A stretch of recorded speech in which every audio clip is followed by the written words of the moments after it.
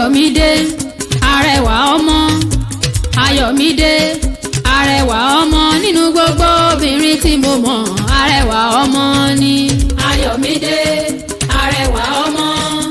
Ayọ̀mídé arẹwà ọmọ nínú gbogbo obìnrin tí mo mọ̀. Arẹwà ọmọ ni. Ayọ̀mídé èyí fún jòwó. Ayọ̀mídé èyí mẹ́nu kún. Ayọ̀mídé àpọ́nbẹ́pọ̀ rẹ̀. Ayọ̀mídé ọmọ dára tán.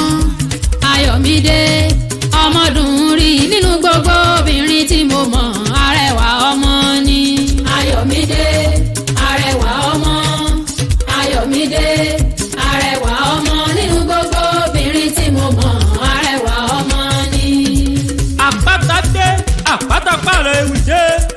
Àmídá Ayọ̀mídé sóun lèmi fẹ́ wá máa kí. Olójú èdè arẹwà lóbìnrin. Àpọ́nbẹ́pọ̀ rẹ̀ ó tún ní tọ́rọ́ lẹ́rẹ̀kẹ́. Ẹlẹ́rìn ẹ̀yẹ ẹ̀rín tí ń pani lẹ́rìn. Jẹ́jẹ́ ló ń lọ jẹ́jẹ́ ló ń ṣe kì í bẹ́ nìkan jà. Ọmọ Àdìgún òní lọ́dún rẹ̀. Chairman Èkìtì State Axis ló ní kí n wá máa kíyọ. Ó ní kí n kíyọ délé bàbá tó bí ọlọ́mọ. Àmídá ṣó rántí. Ìwọ lọmọ Ẹ̀rìnmọ̀jẹ́, ìwọ lọmọ Sàájà, ìwọ lọmọ Eléwé Ládọ́gba. Ìwọ lọmọ igikẹ́ tó yá dínà lẹ́yìn ní pópó olówé. Kò jẹ́ kẹ́rù ẹlẹ́rìn ó lè roko, kò jẹ́ kí wọ̀fọ̀ ẹlẹ́rìn ó lè rodò. Ọ̀dọ́ọ̀nù mo mú rẹ̀ sí ilé bàbá tó bí ọlọ́mọ. Ọ̀pọ̀ ìmọ̀ràn mo mú ràgùntàn. Tí n bá ní wọ́n kì ọ́, wọ́n wulẹ̀ sọ lẹ́nu ni.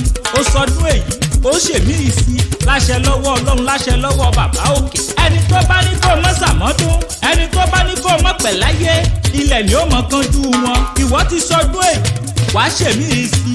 Wàá ṣe 100 láyé, wàá ṣe 150 láyé.